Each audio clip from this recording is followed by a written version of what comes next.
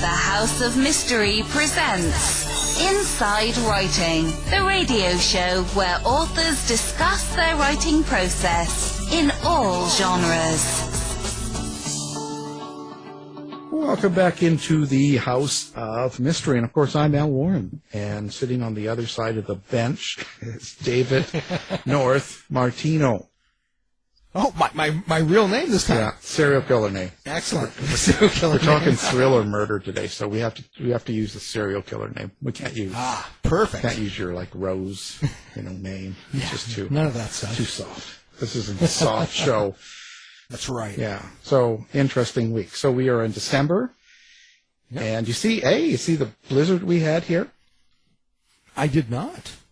Wow. Oh no, I did. I actually did. I did see some of your pictures that you put up. Yeah, quite the opposite from the fires, eh? Fires in August and a blizzard in December. Perfect. People going, we prefer December. Yeah, I do too. I prefer this than the fires. Oh man! But that's okay. I mean, that's the extreme beauty, right? Yeah. Kind of like my life. It's either on fire or it's ice cold. Anyway, our guest is standing by. We're going to talk about his book, House on Fire, a novel. It's a Nick Heller novel, and it's book 4. And let's welcome to the show Joseph Finder. Hi, nice to be here. Well, you say that now. We'll see. We'll see in time here, maybe in an hour. If I don't have you hung up by then, you'll see what goes on. No, actually, this is interesting. So you're seeing, I look at this, and you're doing really well in the writing world. I mean, the New York Times best-selling author, and you're kind of the editor's pick with this book, and things are going well for you. So was this kind of like, well, I guess it would be the plan, but was this something that you thought when you first started writing was going to happen? I wanted to, from when I started, I wanted to be able to make a living as a writer and not struggle at it. And that was a big concern of mine. I was raised in a house, 5 kids, where my parents did not have a lot of money. That was always a concern. And when they heard me tell them that I wanted to become a writer, that's it. They tried to talk me out of it. My grandfather said, get a real job. Well, yeah. No, I mean, yeah, I understand. I told my dad when I was 6 I wanted to be a DJ, a disc, and he said, what's that? And I said, a disc jockey. And he said, you don't know anything about horses. So I understand that feeling where they're thinking, well, get out and work a job, But right. How did you overcome that? That must have been tough, but because you're secretly kind of going, well, this is what I want to do, and everybody in the family's kind of going, well, that's nice, but you got to pay for the mortgage, right? Yeah, exactly right. And I spent like 3 years working on a book, and when I ended up selling it for a large amount of money for that in the next book, and that was actually I made more in 1 year than my father had made in his career. And Dad was at that point persuaded that I wasn't so out of touch with reality. Yeah. Well, that's a good thing. But but then you see now, I don't know about you, but that was your first book you said that you sold. First novel, really. First novel, and I know because I wrote a nonfiction book first, and nobody bought it. Nobody bought it. Yeah. You should have wrote it now, right? All this true crime stuff going on right now. Right. But then that must have been a great amount of pressure. My first, when I did a book for a publisher who asked me to do one, and it sold a ton, and it did really well, I felt a great deal of pressure. That means I'm supposed to be a writer. Yeah. To follow up. All of a sudden, everybody's looking at you and going, well, what's he going to do next? And it's like, well, exactly. I can't write. I started going through all of this self-doubt and imposter feeling and all this and all that. So how does that go for you? I mean, I probably, I'm guessing, didn't make that kind of money that you were talking about on that book. So what kind of pressure does that put on a person? Yeah, well, all of a sudden people are asking, what's the next thing? What's your next book? And I hadn't quite figured out my next book. But it became clear to me that if I kept doing it, I could make a living at it. But nobody tells you what kind of books to write. I knew I wanted to write. I loved a range of thriller writers. I loved Robert Ludlum and I loved John le Carré. They're both very different. I loved Nelson DeMille and I loved Ken Follett, who did Eye of a Needle. And so I read a lot of books and took notes. I sort of analyzed them. I kind of subjected them to CAT scans and analyzed how they worked and began to come up with an outline. That was how I wrote my first book. The second one, I was a little frozen. I was sort of concerned that I wanted it to be as successful as my first novel. I didn't know if it would be. I knew that I was putting my Russian knowledge into my books, which was a good thing. I was trained as what they call a Kremlinologist. I was trained to analyze Russian and Soviet affairs. And this was at the tail end of the Cold War. So my first novel became a story of the crumbling of the Soviet Union and what happened to us, the U.S., in the process. So I eventually was able to come up with an idea for my second book, but it was very different from my first one. My first novel was called The Moscow Club, and it was about a coup in the Kremlin in which Americans are involved. And my second one was about a guy who knew how to read minds, who actually had gone through the CIA project, which had activated something in his brain that enabled him to listen to thoughts. And that could not have been farther from the book before. It was a really different kind of book. It sold okay, but it was sort of my way of saying, I'm not going to be tied down to only one kind of thriller. There are a lot of thrillers out there, and I want to sort of write a thriller that appealed to a large audience, but that also felt original. So I'm sorry, I'm just rambling here, but that's what we are. We're the rambling station. So that's okay.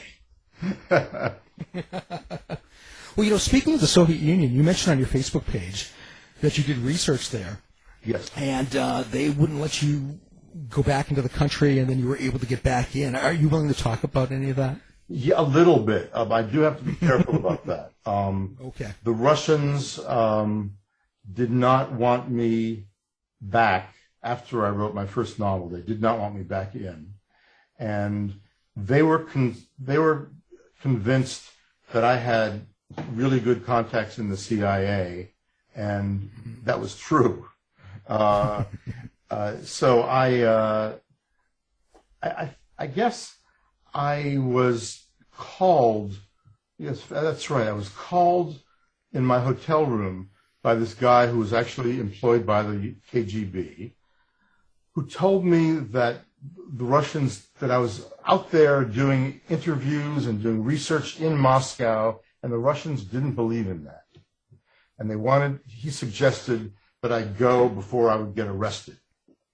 So I sort of thought that was it. I would never get back into Russia again. But because of a bureaucratic screw-up, they spelled my name wrong, and I got back into Russia the next research trip. So, and I had to be really careful. I know I was followed around. I know they bugged my hotel room. That's what they did to foreigners, pretty much. So it was a little nerve-wracking being there, knowing that the KGB knew who I was. I think they figured it out after I arrived. But, I'll tell you a story. I don't talk about it very much.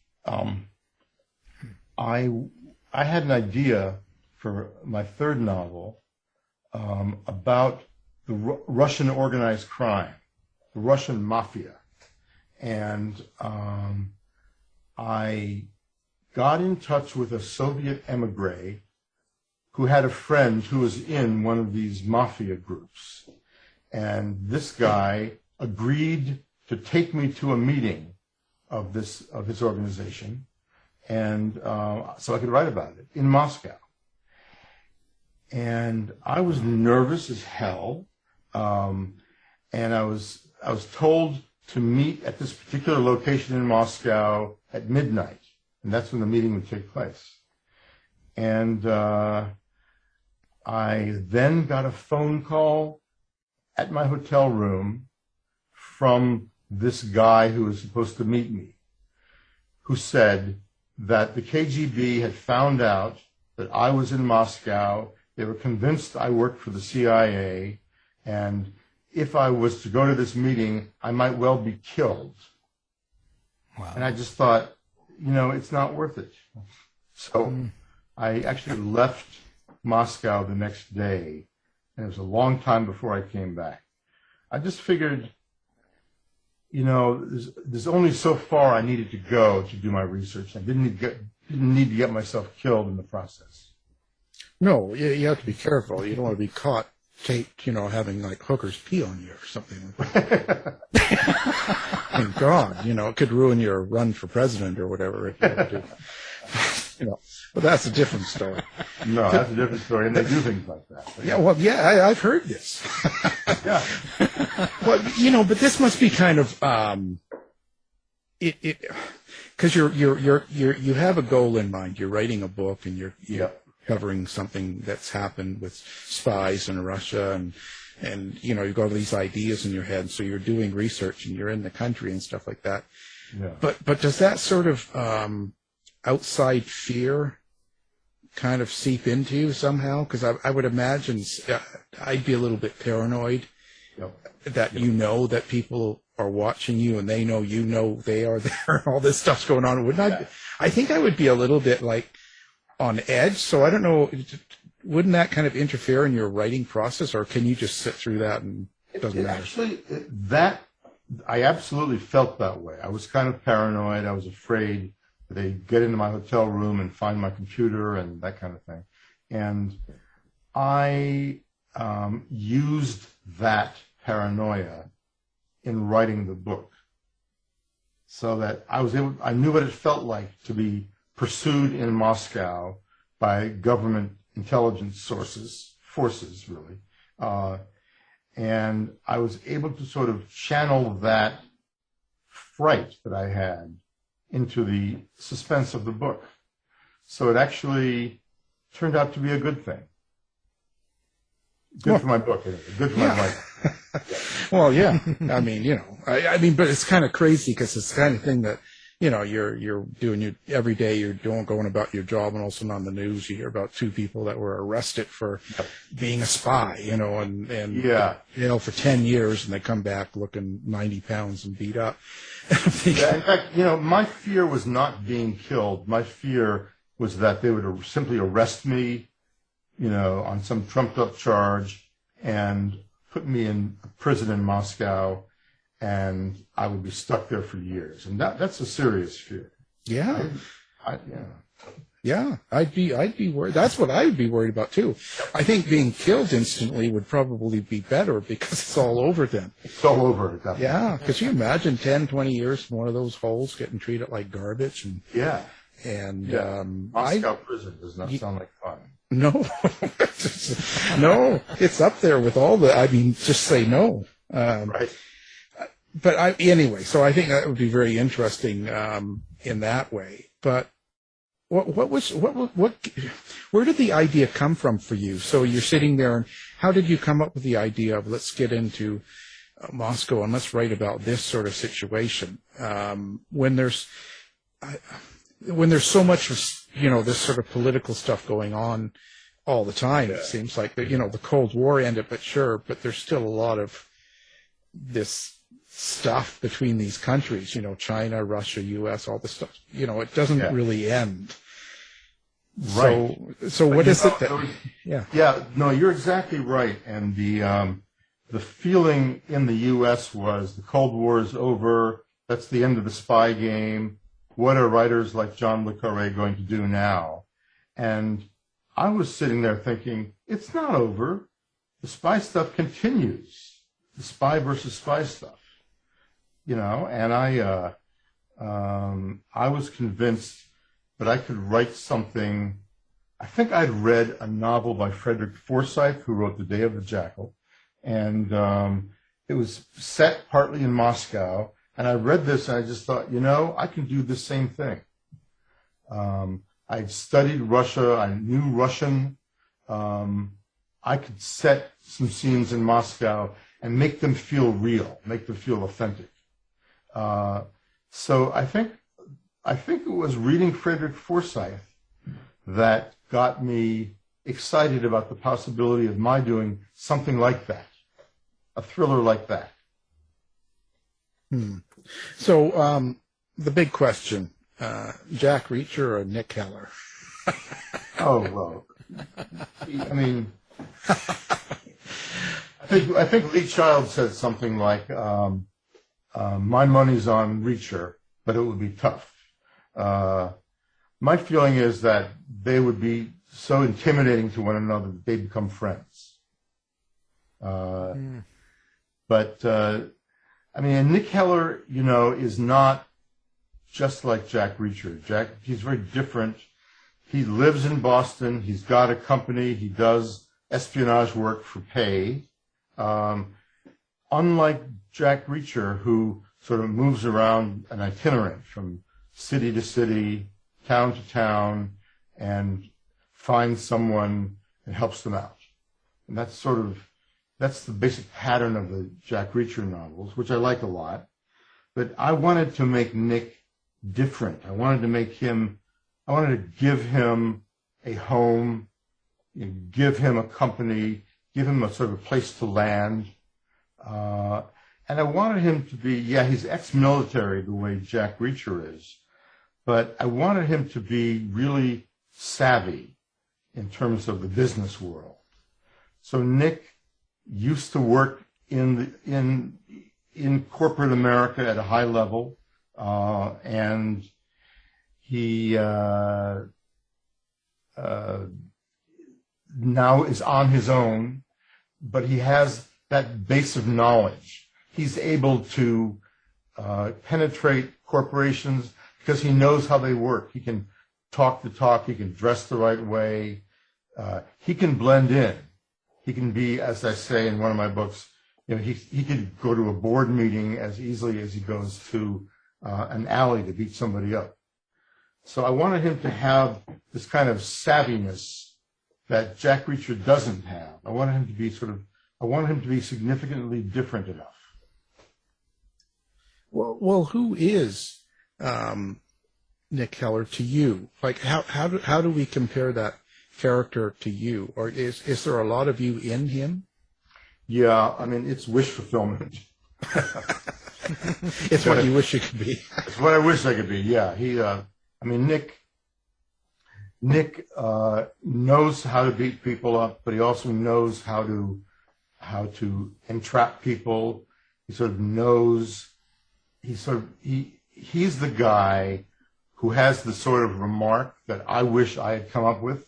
I leave a party and I just sort of think, shoot, why did I say that? Nick will have thought of it, So I make Nick the kind of guy who actually I wish I could be like. So yeah, is Nick Heller partly Joseph Finder? Sure, he is. But he is more of a wish fulfillment character than a representation of me. I'm just a guy who went to grad school and studied Russian. I am not like Nick Heller. Nick is much better than I am. Well, you began your career for a long time writing standalone novels. Yeah. And I was wondering, until you began the Nick Heller series around like 2010. Yeah. What made you decide to write a series character? Yeah, so I started getting emails after I started hitting the New York Times bestseller list with a book, Paranoia, and then Company Man, and I started getting emails from readers who would say, "Are you going to bring back Adam from Paranoia? Are you going to bring back whoever from whichever book they just read?" And I realized that people love to bond with characters and stay with them. And so there's a lot of emails like that. And I talked to my publisher, and they thought I should do the same thing. And my first response was, but I don't want to do a character like everybody else. I, most of all, was influenced by a writer who's not that well known anymore, named John D. MacDonald. John D. MacDonald's books are loved, and he had a character in there, Travis McGee, who was smart, savvy, funny, and I wanted to do someone like that. So I said to my publisher, I will try writing a book with a character who I am inventing to sort of go the long term. In a standalone, the hero of a standalone is very different from the hero of a series novel. In a standalone, the hero goes through all kinds of stuff and his life is turned upside down. Well, you can't do that to a series character every book. That's just not plausible. So a series character has got to, he has stuff in his background, family stuff. He's got connections like that, but I did not want to age him. I didn't want to sort of encumber him with a wife and kids. I wanted him to be on his own. So he's a very different kind of character than my standalone characters are. I was nervous about trying a series. But what I learned is that once I had created Nick Heller, I knew what his life was like. I knew what he was like when I started the next book. Nick was like an old friend. So it's easier in some ways to write a series novel than it is to write a standalone. Well, would each book in this series stand alone in itself? But each of the Nick Heller books? Yeah. Yeah. I mean, this was advice I took from my friend Lee Child, who said, remember that people are not going to, you're going to start adding readers as you go along. And you're going to find readers who are going to say, wait a second, Nick Heller book 3? I can't read this. I've got to start with Nick Heller book 1. So the way I set up my books is that you can read any one of the Nick Hellers. You're introduced to him, and you don't need to read them in any kind of an order. So that's my way of sort of bringing readers in who are intrigued by Nick Heller, but sort of think, oh no, I've got to read from book 1. You don't actually have to read from book 1. Situations that you put them in, and as the story develops, how do you know that it's good? And I don't, how do I say this? Because someone like me, I don't write fiction. I don't know that I could. I don't know that it's in me. And because it's like writing a song or something. You can put down certain words and it just sounds stupid. But other people like yourself can do it and it doesn't. How do you know when it doesn't? Well, don't forget that every writer starts out by being a reader. And I became a thriller author because I loved reading thrillers. So I have a pretty finely honed sense of what is exciting to a reader and what isn't. So I think I just think it's an instinct that I have. Yet at the same time, I'll give my manuscripts to my brother, who's a professional editor, and have him read it and have him kick the tires. I'll give it to my agent. So I usually, by the time the book is published, it's gone through 3 or 4 different readers. So if I'm wrong and what I'm writing is not exciting, doesn't come off the page in full Technicolor, if that's the case, I know that my agent or my brother are going to tell me for sure. So I just have basically, I have good readers to double check on my own instinct. I wonder, so have you ever written something that you kind of hasn't passed the test? Sure, I have. Okay, let's see it. I have. No, I've written books that didn't quite work. And, so what I do is I sort of start all over. I sort of take the criticisms that I get from my brother or my agent or whoever and rework the book entirely before I submit it to a publisher. It happens. It's the funniest thing. I've published 17 novels by now, and you'd think I'd know how they work, but every time I start a novel, I feel like I'm doing it for the first time. It always feels new and a little scary to me, so I will screw up occasionally, and that happens. That's why I have my backup readers, to make sure that I don't try to publish a book that's kind of messed up, a book that doesn't work. Well, yeah. So do you have that kind of disciplined writing approach? You can sit 9 to 5 days a week, or you can plan a time, okay, 11 to 3, I'm going to write today. And can you just sit down and write? Yeah. I actually work 7 days a week.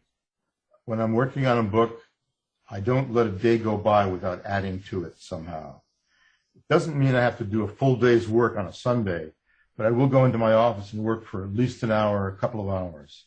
So yeah, I'm able to sit down and start writing, and I don't believe in writer's block. I like to say, and I've heard other writers say the same thing, that plumbers don't get plumber's block. Why should a writer get writer's block? Electricians don't get electrician's block. So if for some reason it's not going well, if the words aren't flowing, I know I have to approach this like a diagnostician and try to figure out, what is it? Do I not know the world? Do I need to do more research? Do I need to work more on the plotting? There's always a good reason why the words aren't flowing. So I don't believe in this kind of mystical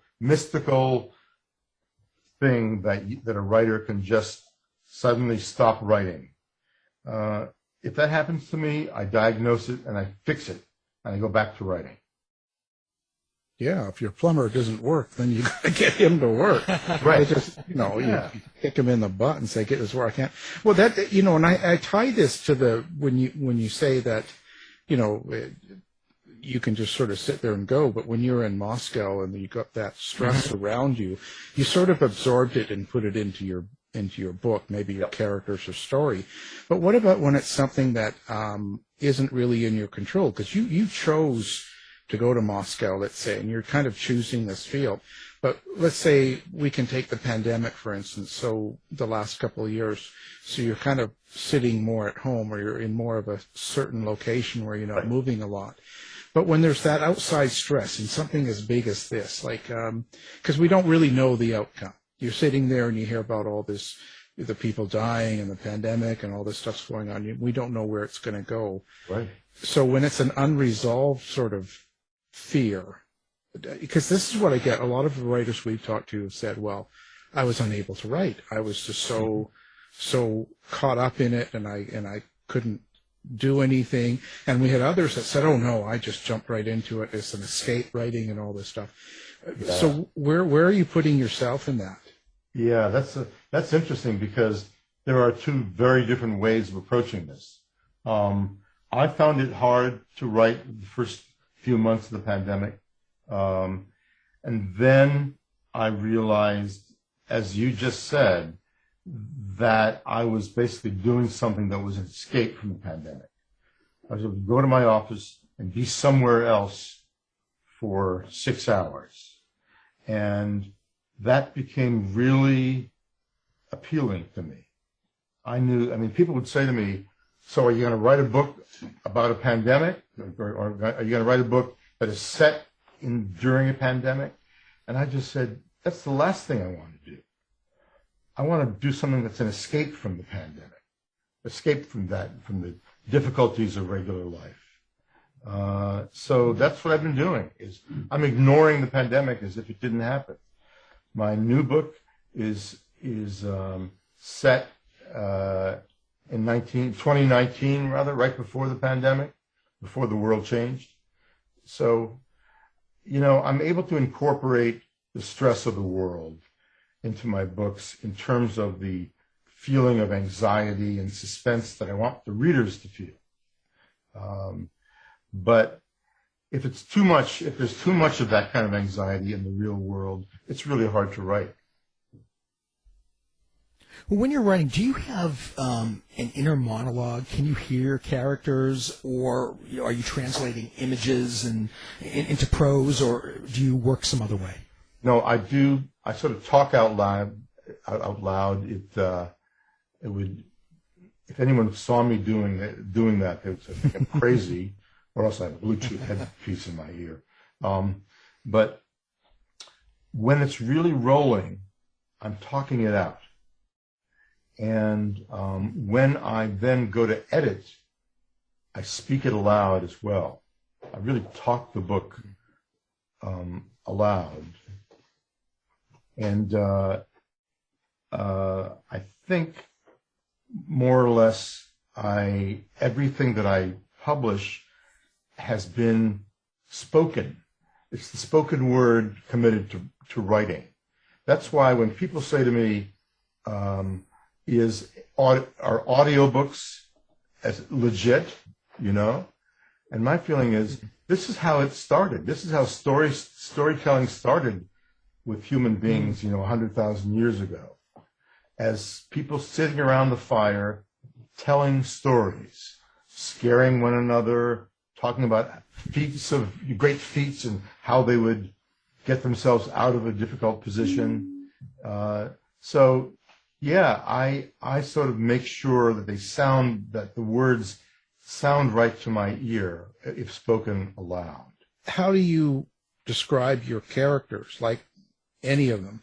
And I say this in general because there's a lot of authors that'll tell me that their characters are like children, or they're like family, or I get all these different terms, and I kind of think, geez, I've always been in the nonfiction world, so this is kind of, because I don't get to choose my characters, right. And I don't get to really choose a lot of their habits or behaviors. I try to learn them, but I don't decide them. So you do. So do you have that kind of relationship, or is it something different? Well, I'm not one of these writers whose characters tell them what to do.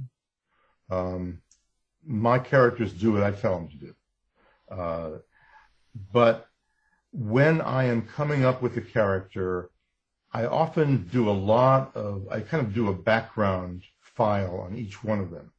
I'll talk about their background, where they grew up, what their parents was like, what their home life was like, what they were like going to school, what they did for a living, what kind of sense of humor they have or not. So I sort of come up with a psychological profile of each of my characters. So, and once I've done that, I know that the story's going to work because the characters will work. I think if you don't do that, if you don't think about how the character in the round as a 3D character, it's not persuasive to the reader. And I want to make it as my characters as vivid and real to the reader as possible. When I look at this, you also do a series of short stories. I've done that, yeah. Now, how do you classify them? They're kind of a dark fiction, so is that kind of a horror? Yeah, well, that's an interesting question. I sort of try things in my stories that I wouldn't do in a whole novel.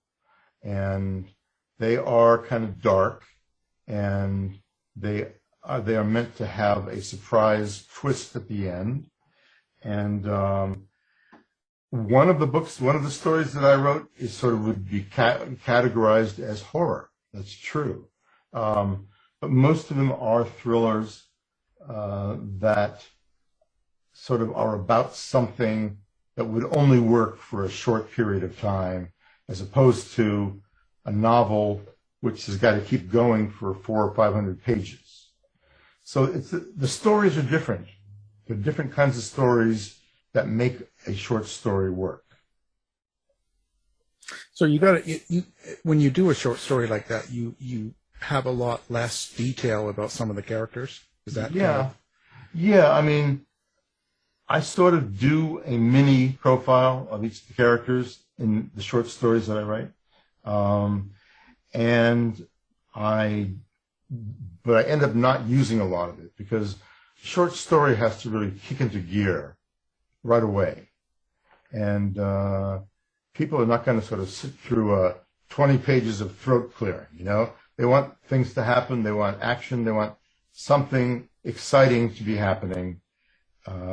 So that's basically how I approach it, is that they are very different creatures, my stories versus my novels. Well, and I wonder too, you know, I'm one of those weird guys. I listen to the old suspense and all these old detective and horror things like Fear on 4 and all these things from the 30s, 40s, 50s, and even 60s. Every night I'm listening to at least one, and I kind of put it in that sort of frame. So it's more about the fear or the horror is more about what could happen, more the suspense than just gore. Did you ever listen to the CBS Radio Mystery Theater? Yeah, actually, I'm going through that right now. Oh, I loved it. I just loved it. So my brother, I shared a bedroom with my two brothers. And my brothers and I would listen to the CBS Radio Mystery Theater with the lights off. Yeah. And I loved those stories. And I began to listen to some of the stories that came out in the 30s and 40s. Right. When there was no TV, and you had to make it feel real to the listener. Also, my father, when we would go to bed when we were kids, when we were young, he would tell us a story every night. He'd make some story up, and they were usually kind of ghost stories. And I think I absorbed that. I sort of really was into that. And I did the same thing with my daughter. I would make up stories at night. And I think this is one of the things that made me into a writer, is the way my dad would tell us stories at night. I think that's so cool. I'm so into that sort of, they were able to pull off so much in the story in a short time. You could feel everything that was going on, even the characters. It's truly amazing how, laying in the dark with my dog, and within 10 minutes I already know how the character feels. Yeah. Like I know what they're going through. And that's truly amazing that they could pull that off, when today you could watch TV or Netflix with all of the effects. Yep. And an hour into it, you still don't care about your character. Yeah, that's right. That's right. Yeah.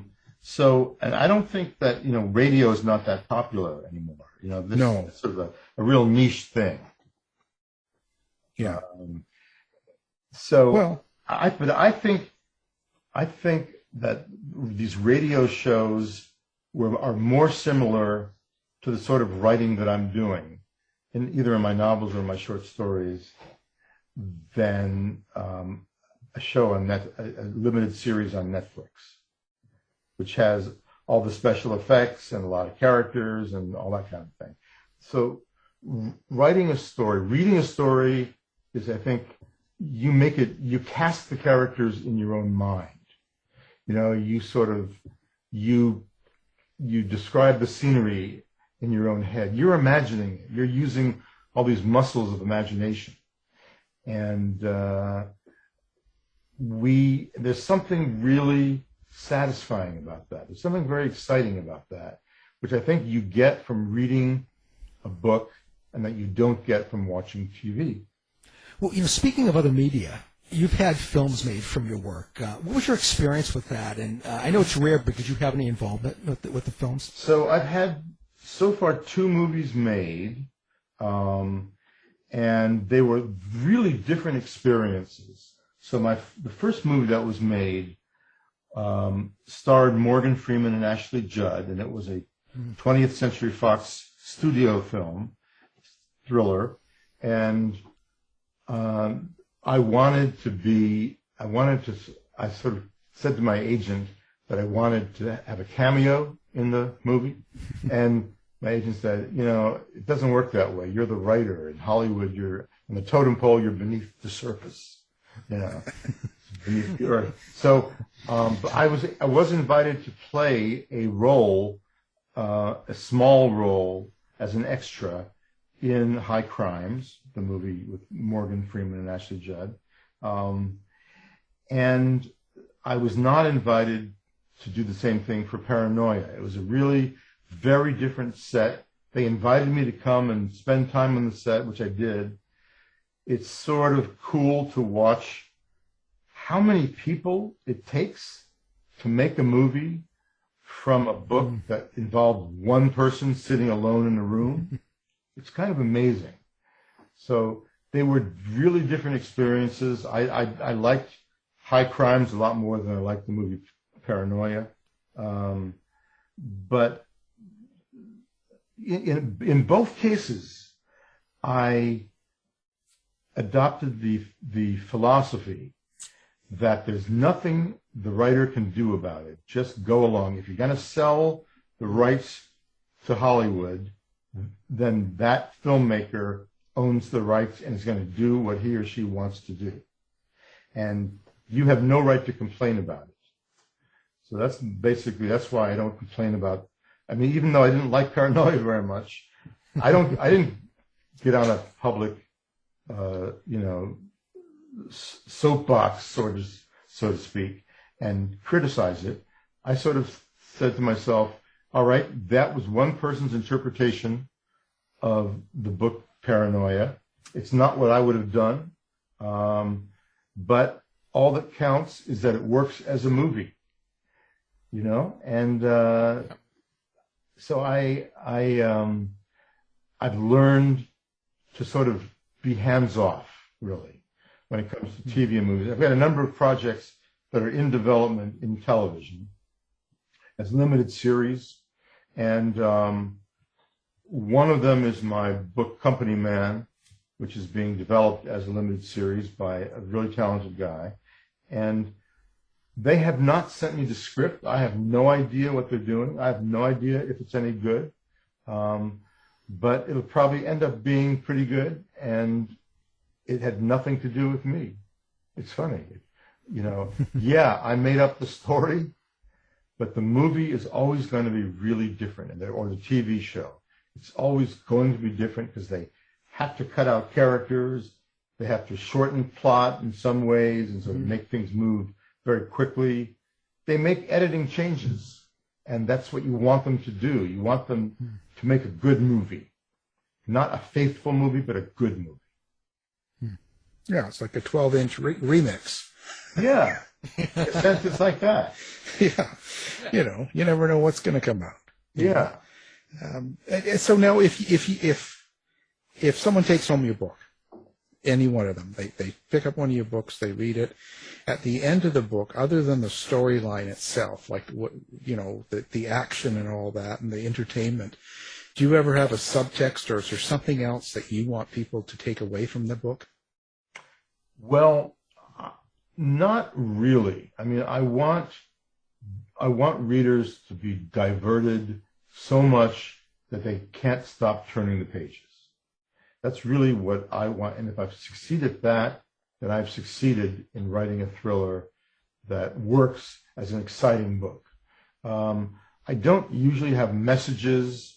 I don't try to communicate things through subtext. I'm all about what's on the page and making it as exciting as possible, but making it at the same time as realistic as possible, making the characters feel real. This is something that I've sort of learned a lot about as I've written 17 novels. You know,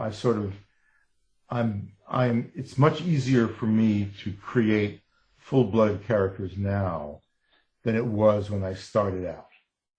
And it's, you know, you sort of hope that as you're writing, you're getting better and better. Not always the case, but I sort of learn as I go along. And yeah, I think that that each one of my books has to work as a separate story, has to be exciting, and I want the reader to put it down at the end and look up and say, "Oh my God, it's 3 a.m." You know, I want them to lose track of time. That's what I'm after, not sending a message. Yeah. It made me stay up all night, and now I'm late for work. And yeah, I want to make you late for work. That's the goal here. You know, that's my goal. And you know, I was not only writing and having completed 17 novels, but as you get older and you live through life, I mean, because each thing that happens, you must learn about human nature. Yeah. Like, you know, with the pandemic, and you look at the way people act and react to it, and you look at the conspiracies, and you look at all the things going on and how people are behaving amongst. I don't know that you could just write that at will, thinking, oh, this is how people would be, until you've lived it. So it's something that comes with time as well, because if I would have wrote that 10 years ago, people would go, well, it's kind of silly, you know. Yeah. They wouldn't necessarily buy into some of the stories, you know. Yeah. I think that's right. I think that as we go along and read more and more books and experience life and things happen to us, you know, like one of the biggest things in my life was having a kid. And it really kind of reoriented my fiction, so that I very often have father and daughter characters in my books. And they come from a place of lived experience. I mean, I've been through it. I know what the problems are. I know what the excitement is. I know what it feels like, and how vulnerable it can make you as a parent to have a child and send them out in the world. So I think that as we go along, we can't help, you know, having experiences. And that cannot help but influence the writing. And I think it makes it richer. I think it really makes for a stronger book. When I read books that have been written by someone who's published a bunch of books, I know that basically they're going to get the basics right as to make it a thriller. But I also know it's going to have a richer texture to it than someone at the age of 23 writing a book. It's inevitable. Right. Yeah. It's a rarity that someone real young could put out something real seasoned, real. It's rare. It happens once in a while, but it's rare. Yeah. Oh, yeah. Because you don't understand until you've lived, and by the time you lived, you wish you were young again. Yeah, that's right. Too late. That's how it works. Now, if someone was to pick up one book, if you were to tell someone if you could only give them one book to read, which would you suggest for them of your writing? Boy, that's a tough one, but you know, I would say House on Fire, because it's a Nick Heller book. You get to sort of meet my series character, sort of see him at his best. But I also think of other books of mine like Suspicion, which I really enjoyed, and one of my favorite of my books is Killer Instinct, which was at one point being developed as a movie. No longer. I think Killer Instinct sort of has a lot of what I think of as Joe Finder style. It's, you know, characters that feel real, a sense of humor, and a sense of stakes, and a lot of tension and suspense. So, I mean, those are the three that come to mind right away. Okay, now, do you like dealing with fans on social media? Are you interactive, or do you have a web page? How do you like people to get a hold of you? Yeah, I get a fair number of emails every week, and I answer them all. I consider it a privilege to have someone be so moved by something they read that they want to write to me and talk and ask me a question. When I was a kid, I fell in love with these books written by an author named Eleanor Cameron. And I sent her a letter. I loved it so much. I sent her a letter, care of her publisher, asking her all kinds of questions. And I got back a form letter. It was sort of a pre-printed form letter. But on the return address on the envelope was where she lived, was her actual address. So I sent her a letter right away saying, but you didn't answer my question. You know? And so she and I, this woman, Eleanor Cameron, and I were in a kind of a pen pal relationship for 3 or 4 years. And that is what made me realize that that you can be a writer. That is a job. That is something that people actually do. And I think that it also made me really value hearing from readers, because I started thinking to myself, if Eleanor Cameron hadn't answered me, I wouldn't even be a writer now. So I answer everything, and I spend time with each of my emails. So the way people get in touch with me is to go to my website, josephfinder.com, or to email joe@josephfinder.com and throw questions at me. And I spend time and answer them. Well, great. We'll have that up on our website as well. People can find you with one click. So who have you got to play Nick Heller? Is that going to be me? When I started, it's funny. When I started writing the Nick Hellers, I thought that George Clooney would be perfect. Now I think George is too old. Yeah, you got someone like me. Yeah, exactly. Yeah, that Hollywood's been looking for you. Yeah, well, I know they are calling me all the time, and I'm always saying no. I'm waiting for the right. It's got to be the right work. My wife thinks that Bradley Cooper would be a perfect Nick Heller. Well, I'm sure he's available. Then there's that one. So Well, yeah. Well, I'll fill in. I'll do a stunt double. How's that?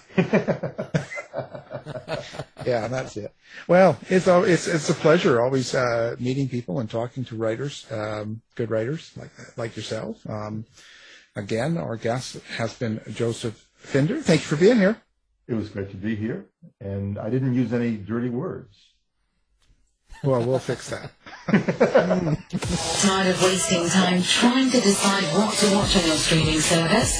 Go to our website and look for the Martino movie reviews. To find out more about our show, guests, or to listen to past shows from our archive, please go to www.houseofmysteryradio.com.